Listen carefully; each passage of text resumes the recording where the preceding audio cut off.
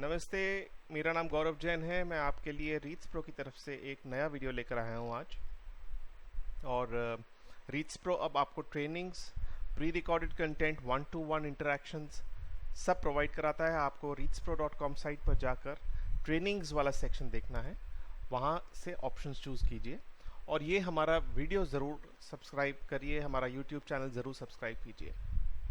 तो आज का विषय बहुत इम्पॉर्टेंट और साथ में इंटरेस्टिंग है, और वो है कि इन्फ्लेशन मतलब महंगाई जब बढ़ती है तो रीट्स का क्या हो सकता है, रीट्स इन्वेस्टमेंट्स में क्या उतार चढ़ाव आ सकते हैं, और क्या इनका इम्पैक्ट रीट्स पे वैसा ही होगा जैसा हम सोचते हैं। मतलब ज़्यादातर लोग ये सोचते हैं कि रीट्स एक डेट लाइक इंस्ट्रूमेंट है, मतलब एक ब्याज देने वाली इंस्ट्रूमेंट की तरह है, और जैसे जैसे इंटरेस्ट रेट्स ऊपर जाएंगे रीट प्राइसेस नीचे जाएंगे, और अगर इंटरेस्ट रेट्स ऊपर जाएंगे तो इंटरेस्ट रेट्स नीचे जाएंगे तो रीट प्राइसेस ऊपर जाएंगे।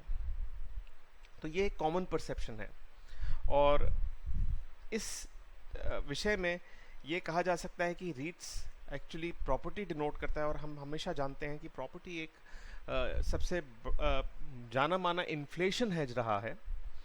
और इस रिलेशन को इसलिए बहुत साधारण रूप से एक इन्वर्स रिलेशनशिप नहीं कहा जा सकता जैसे कि डेट इंस्ट्रूमेंट्स होते हैं। ये इनफैक्ट ज़्यादा कॉम्प्लिकेटेड है, और इसमें एक चीज़ और हमें फैक्टर करनी पड़ेगी, टाइम। कितने टाइम में हम इस चेंज को एक्सपेक्ट कर रहे हैं, इन्फ्लेशन का और रीट्स का जो रिलेशनशिप है वो हम कितने टाइम में तोल रहे हैं, कितने टाइम में आंक रहे हैं। और 3 मेन फैक्टर्स जो हम रीट प्राइसेस के बारे में आज डिस्कस करने वाले हैं कि वो है, पहला वैल्यू ऑफ एसेट्स, मतलब कि इन्फ्लेशन का एसेट्स पे, रीट एसेट्स पे क्या असर पड़ेगा। दूसरा, इन्फ्लेशन का रिटर्न्स पे क्या असर पड़ेगा। और तीसरा, इन्फ्लेशन का उसके डेट स्ट्रक्चर की वजह से क्या इम्पैक्ट होगा। तो इन 3 चीज़ों को हम आज जो है उनके बारे में बात करेंगे। तो हम पहला ले लेते हैं इन्फ्लेशन और एसेट्स, मतलब महंगाई और जो रीट के प्रॉपर्टीज़ हैं उनका क्या रिलेशनशिप है। जैसा हम जानते हैं रीट्स में मेनली आपकी प्रॉपर्टीज़ आती हैं, कमर्शियल रियल एस्टेट रीट्स में आते हैं, और इनका क्या रिलेशन हो सकता है, वो उनके कंपोनेंट्स मतलब कि लैंड और बिल्डिंग जो दोनों है रीट्स का पार्ट, रीट्स के एसेट्स का पार्ट, उनको हम अलग अलग ले लेते हैं। पहली बात तो ये है कि जो ज़मीन है, लैंड है, इन्फ्लेशन के साथ लैंड की प्राइस बढ़ती है।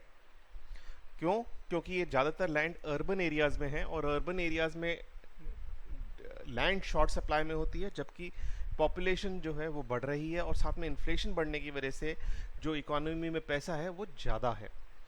दूसरा, वैल्यू ऑफ कंस्ट्रक्शन, मतलब जो उस पर कंस्ट्रक्शन हुई है, जो कमर्शियल बिल्डिंग बनी है, उसकी क्या वैल्यू रहेगी। तो जैसा कि आप समझ सकते हैं कि कंस्ट्रक्शन में सारे जो इनपुट्स हैं, चाहे वो स्टील हो, सीमेंट हो, चाहे वो वायर्स हों, हर चीज़ का दाम जो है एक इन्फ्लेशनरी इकोनॉमी में बढ़ता है। तो नेचुरली कंस्ट्रक्शन का रेट भी इन्फ्लेशनरी इकोनॉमी में, जब इन्फ्लेशन होगा तो कंस्ट्रक्शन का भी वैल्यू बढ़ेगी। तो दोनों ही, लैंड और बिल्डिंग दोनों ही इन्फ्लेशन के साथ बढ़ते हैं, क्योंकि इन्फ्लेशन के साथ लिंक है आपका इंटरेस्ट रेट, और इंटरेस्ट रेट बढ़ता है, और साथ में रियल एस्टेट के लैंड और बिल्डिंग दोनों बढ़ते हैं, और इस वजह से जो रीट की प्राइस है वो भी बढ़ने की संभावना होती है, क्योंकि उसके अंडरलाइंग एसेट्स जो कि प्रॉपर्टीज़ हैं वो उनकी वैल्यू बढ़ जाती है। दूसरा हम लेते हैं इन्फ्लेशन और रेंटल्स की। इन्फ्लेशन का रेंटल्स पे या रेकरिंग इनकम पे, जो हर बार जो आपको उनका रेंट दिया जाता है, उस पे क्या असर है। तो पहली बात तो यह है कि इन्फ्लेशन का असर सीधा सैलरीज और वेजेस पे होता है, यानी कि जो सैलरीज दी जाती हैं वो बढ़ जाती हैं इन्फ्लेशन के टाइम पे, क्योंकि एम्प्लॉयज़ नेचुरली पुरानी सैलरीज में नहीं काम कर पाते। और दूसरा, बिजनेस का टोटल वॉल्यूम, नॉमिनल वॉल्यूम है, वो बढ़ जाता है इन्फ्लेशन की वजह से। इस वजह से 2 चीज़ और होती हैं कि जो रेंट पे बिल्डिंग या कोई भी एसेट लेने वाला व्यक्ति है वो ज़्यादा पैसे दे सकता है, चाहे वो एक सैलरीड एम्प्लॉई हो चाहे वो बिजनेस हो। दूसरा, जो लैंडलॉर्ड्स हैं उनको एक रेंट को एक जस्टिफिकेशन करने में आसानी होती है कि रेंट इसलिए बढ़ गया है क्योंकि महंगाई बढ़ गई है, और ये टेनेंट्स काफ़ी आराम से फिर एक्सेप्ट करने लग जाते हैं।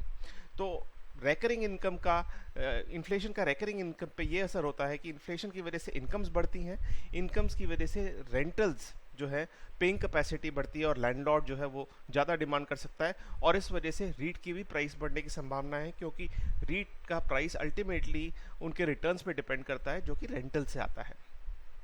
तीसरा हम ले लेते हैं कैपिटल स्ट्रक्चर, कि कैपिटल स्ट्रक्चर क्या है। तो कैपिटल स्ट्रक्चर इसलिए ज़रूरी है जानना क्योंकि बहुत सारे रीट्स लोन्स लेते हैं, और जब लोन्स की इंटरेस्ट कॉस्ट बढ़ती है तो रीट्स को घाटा हो सकता है।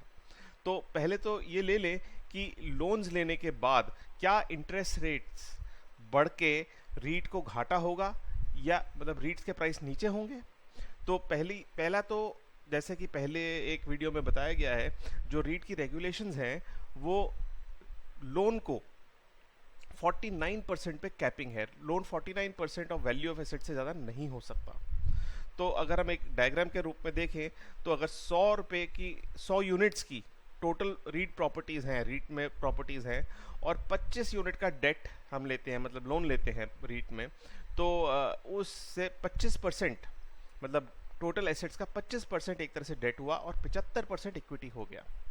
तो अब इसका असर, और ये 25% इसलिए एक वाजिब फिगर है आज के दिन क्योंकि ज़्यादातर रीट्स इसी रेंज के आसपास जो है लोन की स्थिति में खड़े हैं। तो अगर कैपिटल स्ट्रक्चर देखें तो 25% और 75% डेट और इक्विटी हो गया। डेट पे नेगेटिव इम्पैक्ट होगा क्योंकि जो बोरोइंग कॉस्ट है वो बढ़ गई है, लेकिन पूरे के पूरे एसेट्स पे आपको कमाई ज़्यादा होने की संभावना है पहले दो फैक्टर्स की वजह से। इसलिए जो इक्विटी होल्डर्स को पैसा मिल सकता है उसकी बढ़ने की संभावना बढ़ेगी। तो कंक्लूजन में हम तीनों चीज़ों पे ये कह सकते हैं कि जो कैपिटल एसेट्स हैं, मतलब जो रीट की प्रॉपर्टीज़ हैं, वो लॉन्ग टर्म में बढ़ सकती हैं क्योंकि लैंड और बिल्डिंग दोनों का वैल्यू बढ़ सकता है। दूसरा, जो रेंटल्स हैं वो नेगोशिएशन पावर और पेइंग कैपेसिटी दोनों की वजह से बढ़ सकती हैं। और तीसरा, जो डेट फाइनेंस है उसका काफ़ी लिमिटेड इम्पैक्ट है दोनों वजह से, क्योंकि एक तो आपका जो एसेट्स है पूरे एसेट्स पे कमाई ज़्यादा होने की संभावना है, और दूसरा डेट पे एक लिमिट है, एक कैपिंग है जो सेबी ने करी है, और उसकी रेंज में ही इम्पैक्ट हो सकता है। Thank you so much.